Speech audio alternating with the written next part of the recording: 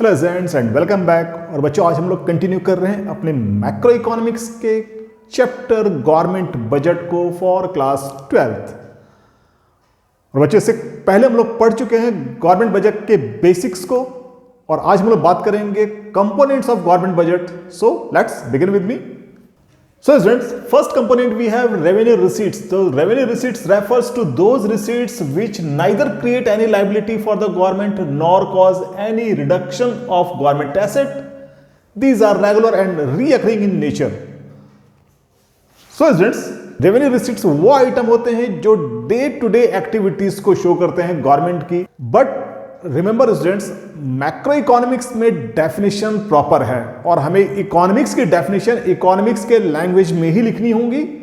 सो किसी भी डेफिनेशन को जनरलाइज करके बिल्कुल मत लिखिए। प्रॉपर डेफिनेशन रेवेन्यू रिसीट्स की यही है जहां पर ना तो गवर्नमेंट की कोई लाइबिलिटी क्रिएट होती है और ना ही गवर्नमेंट की कोई एसेट कम होती है। तो बच्चों, गवर्नमेंट की लाइबिलिटी क्रिएट होने का रीजन क्या है? अगर कोई बोरोइंग है तो बोरोइंग आपकी रेवेन्यू नेचर की नहीं हो सकती है, राइट? इसी तरह से किसी एसेट्स को सेल करना भी रेवेन्यू एक्टिविटीज नहीं होती है। Got it? So revenue receipts को हम फर्दर दो पार्ट्स में डिवाइड करते हैं। एक होता है टैक्स रेवेन्यू रिसीट्स और दूसरा होता है नॉन टैक्स रेवेन्यू रिसीट्स। इसको हम लोग ऑलरेडी पढ़ चुके हैं बेसिक कॉन्सेप्ट वाले चैप्टर में। So now let us take first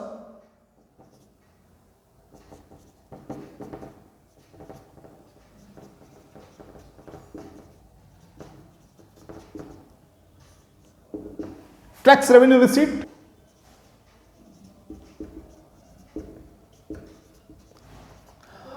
It refers to sum total of all taxes imposed by government on business entities and individuals.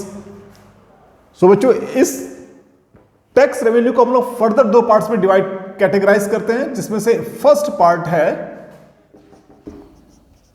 Direct tax and second part है indirect tax.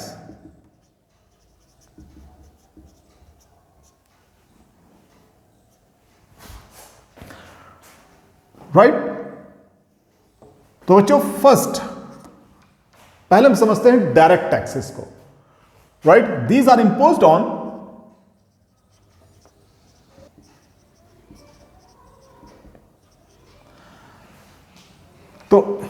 These are imposed on income of individual and companies, right? But बच्चों, इस tax को direct tax क्यों कहते हैं? Direct tax बोलने का reason है because liability to pay and burden to पे lie on same person. It means जिस पर्सन की इनकम है वही लाइबल है टैक्स को पे करने के लिए और टैक्स की पेमेंट उसी की इनकम में से ही किया जाएगा। राइट? तो इसीलिए हम इसको बोलते हैं डायरेक्ट टैक्स। इसका एग्जांपल है इनकम टैक्स, कंपनीज पे लगने वाला कॉर्पोरेट टैक्स,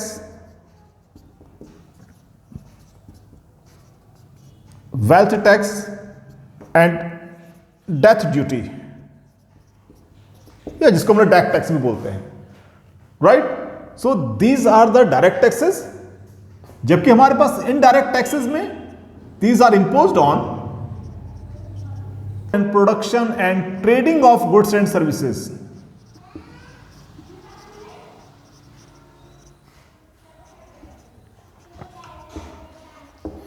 सो बच्चों, ये तो है इसका डेफिनेशन। बट इसको इनडायरेक्ट टैक्स क्यों बोलते हैं? Because liability to pay and burden to pay shift from one person to another. Right? इस रीजन को हम एग्जांपल से समझते हैं, जस्ट लाइक जीएसटी। तो बच्चों, जीएसटी लगता है गुड्स के प्रोडक्शन और उसके ट्रेडिंग पर, यानी कि उसको सेल करने पर। राइट? जब भी हम कोई किसी गुड्स को परचेज करते हैं तो हम पे करते हैं उसका प्राइस जिसमें इंक्लूड होता है GST. Right? It means GST का बर्डन है कंज्यूमर के ऊपर, बट इस जीएसटी को डिपॉजिट करवाएगा या तो सेलर या फिर मैन्युफैक्चरर। राइट? तो यहां पर लाइबिलिटी टू पे लाइज ऑन सेलर और मैन्युफैक्चरर जबकि बर्डन टू पे किसका है? कंज्यूमर का है। इसीलिए इन टैक्सेस को हम लोग बोलते हैं इनडायरेक्ट टैक्स। तो इसमें एक है GST, another is import duty, excise duty,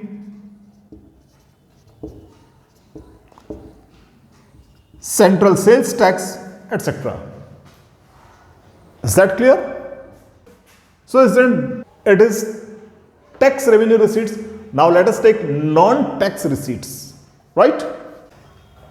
So now students we have non-tax revenue receipts, यानी कि वो सारी की सारी receipts जो हैं other than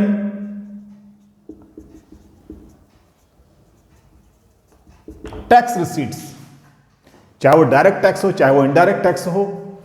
तो इसमें से फर्स्ट है interest received by the government on loan given to the state government, public enterprises या फिर जनरल पब्लिक। यानी कि सेंट्रल गवर्नमेंट जितना भी लोन देती है, चाहे वो स्टेट गवर्नमेंट को दे या फिर पब्लिक एंटरप्राइजेस को या प्राइवेट एंटरप्राइजेस को या फिर जनरल पब्लिक को, तो इसमें होने वाली इंटरेस्ट की income that will be a non tax revenue receipts, right. Now second is government के जितनी भी पब्लिक अंडरटेकिंग्स में यानी कि पब्लिक कंपनीज में शेयर्स हैं, उन शेयर्स में गवर्नमेंट को प्रॉफिट और डिविडेंड मिलता है, so that will also be a non tax revenue receipts. तो बच्चों गवर्नमेंट को बहुत टाइप की फीस मिलती है, जिसमें से मेन है आपका कोर्ट फीस। अगर गवर्नमेंट किसी तरह का कोई भी लाइसेंस प्रोवाइड करवाती है देन लाइसेंस फीस, या फिर रजिस्ट्रेशन ऑफ प्रॉपर्टी और रजिस्ट्रेशन ऑफ एनी कंपनी, वो सारी की सारी रजिस्ट्रेशन फीस वो भी गवर्नमेंट की इनकम का ही पार्ट है, right. Fourth, fine on breach of law. अगर कोई भी पर्सन या कोई भी एंटिटी किसी भी तरह का लॉ का अगर ब्रीच करती है तो जो भी पेनल्टीज होगी that will be treated as non tax revenue receipts, right. Fifth,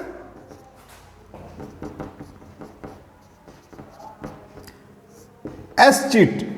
तो बच्चों एस चीट एक बहुत ही इंटरेस्टिंग फैक्ट है कि अगर कोई प्रॉपर्टी जिसका कोई लीगल हायर नहीं है, इट मींस ऐसा कोई भी प्रॉपर्टी जिसके ओनर की विल नहीं थी और उसका कोई भी लीगल हायर नहीं है, तो ऐसी प्रॉपर्टी गवर्नमेंट एक्वायर करती है और वो भी एक तरह का नॉन टैक्स रेवेन्यू रिसीट्स होता है। So property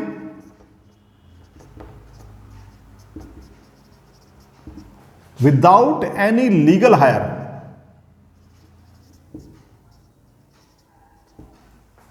any gift received by the government or any grant from any international institution like WHO वगैरह, अगर कोई भी ग्रांट गवर्नमेंट को देती है then that will be a non tax receipts. Is that clear? So बच्चों capital budget का first part है capital receipt. It refers to those receipts which either reduces any asset of government or causes to increase in any liability। यानी कि ऐसी कोई भी receipts जो कि गवर्नमेंट की किसी एसेट को कम करती है, राइट, या फिर गवर्नमेंट की लाइबिलिटीज को इंक्रीज करती है। सो क्योंकि ये कैपिटल नेचर का है, so these are non recurring in nature.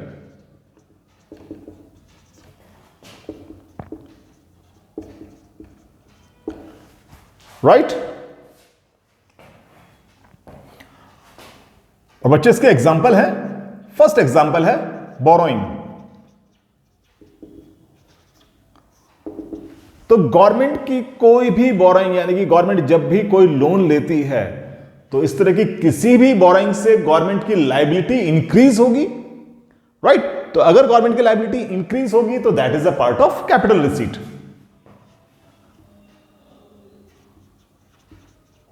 Borrowing from open market या फिर बोरोइंग फ्रॉम आरबीआई यानी कि रिजर्व बैंक ऑफ इंडिया से अगर गवर्नमेंट किसी भी तरह का कुछ फंड बोरो करती है, so that will be part of capital receipt. See borrowing from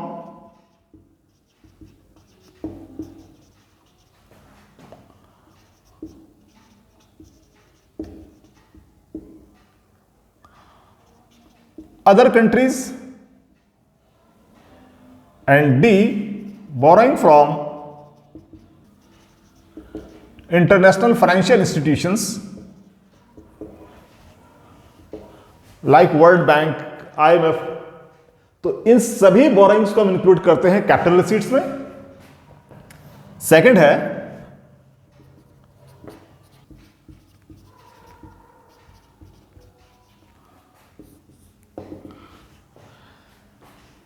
recovery of loan and advances. It means अगर सेंट्रल गवर्नमेंट ने किसी स्टेट गवर्नमेंट को या किसी इंस्टीट्यूशन को अगर कोई लोन दिया हुआ है तो उस लोन की रिकवरी हमारी कैपिटल रिसीट्स में इंक्लूड होती है। सो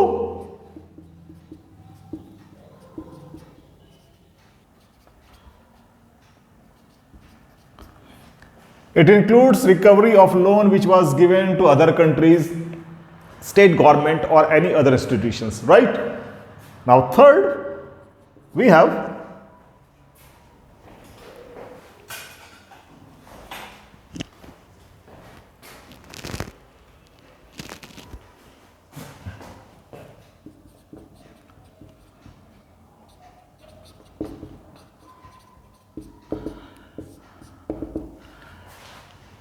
नाउ बच्चों थर्ड और इंपॉर्टेंट टॉपिक है डिसइन्वेस्टमेंट। तो बच्चों डिसइन्वेस्टमेंट कहा जाता है कि गवर्नमेंट जब अपनी कंपनीज की यानी कि गवर्नमेंट ओन्ड कंपनीज के शेयर्स जब गवर्नमेंट पब्लिक को या किसी अदर कंपनी को सेल करती है तो उसे बोला जाता है डिसइन्वेस्टमेंट, यानी कि इन्वेस्टमेंट का just opposite.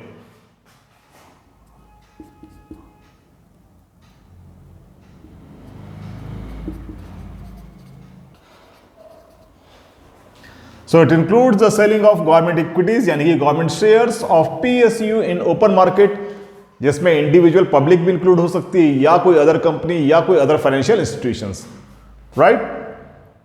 And fourth is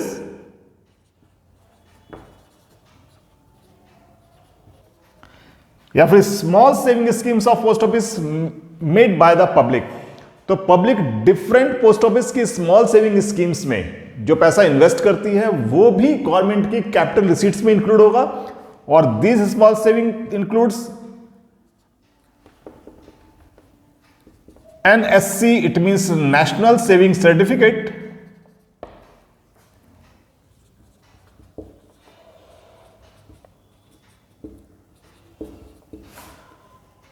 and KVS means किसान विकास पत्र,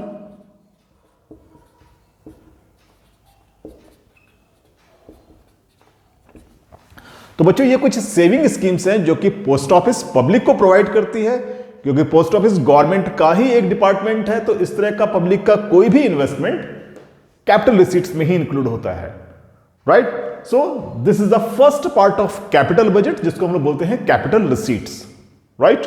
सो स्टूडेंट्स नेक्स्ट पार्ट है capital expenditure. It refers to those expenses which either create any asset of the government और causes to reduction in any liability, यानी कि ऐसा कोई भी expenditure जो गवर्नमेंट इनकर्ड करती है अपनी किसी एसेट्स को क्रिएट करने में, राइट, या फिर अपनी किसी लायबिलिटी को डिस्चार्ज यानी कि लायबिलिटी को पे करने में। Is that clear? And these are non recurring in nature, क्योंकि कैपिटल नेचर है तो कैपिटल का नेचर ऑलवेज नॉन रिकरिंग ही होता है और इट इंक्रीजेज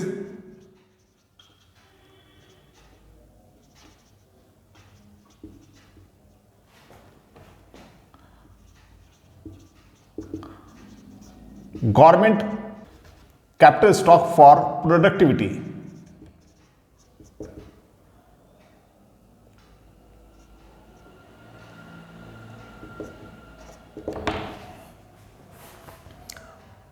right? So इसके एग्जाम्पल है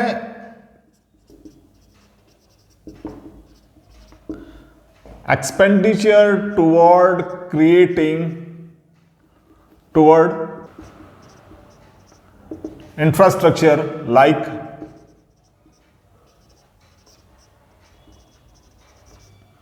highways,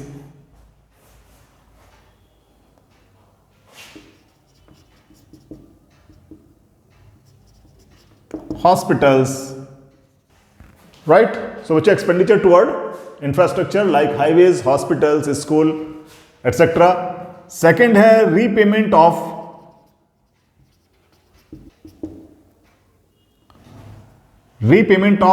गवर्नमेंट लोन्स, यानी कि गवर्नमेंट ने जो लोन लिया हुआ है उन लोन की रीपेमेंट्स भी कैपिटल एक्सपेंडिचर में ही इंक्लूड होती है, right. So students, these are the examples of capital expenditure.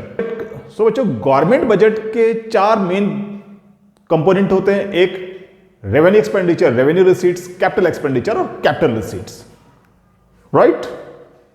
So students, if you have any kind of query or you need any kind of explanation for any topics, then you can write it on your comment section. If you have learned something from these videos, then you can like and subscribe the channel and stay tuned